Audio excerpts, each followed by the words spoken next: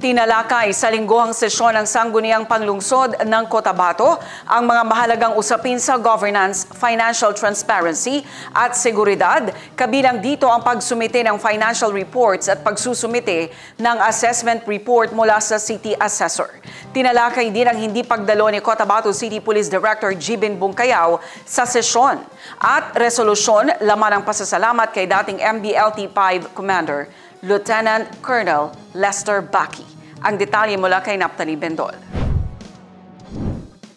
Ipinasa ng City Accountant sa City Auditor's Office ang trial balance, financial statements at supporting schedules ng General Fund para sa December 2024 alinsunod sa COA Circular Number 2001-005 bilang bahagi ng transparency sa pananalapi ng lungsod. Isa ito sa mga tinalakay sa lingguhang sesyon ng Cotabato City Council araw ng Miyerkules. Pinag-usapan din ang hindi pagdalo ni Cotabato City Police Director Jibin Bungkayaw sa sesyon kung saan isang liham ang ipinabot nito dahil sa isang courtesy meeting kasama ang International Committee of the Red Cross.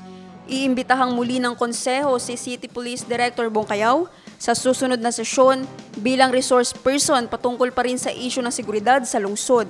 Hinimay din ang pagsusumite ng assessment report mula sa City Assessor kung saan ipinasa ng City Assessor ng SP ang assessment report para sa February 2025 upang masiguro ang updated na records ng ari-arian para sa kaukulang aksyon.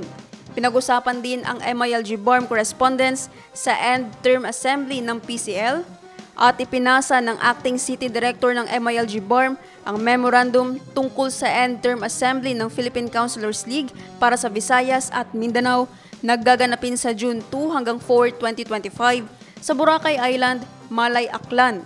Bukod pa ito sa proposed resolution para kay Lieutenant Colonel Lester Mark Baki upang pahalagahan at pasalamatan ng opisyal sa kanyang dedikasyon at liderato bilang commanding officer ng Marine Battalion Landing Team 5 sa Cotabato City. Nagsilbi siya sa loob ng 1 taon at 8 buwan upang tiyakin ang seguridad at kapayapaan sa Cotabato City.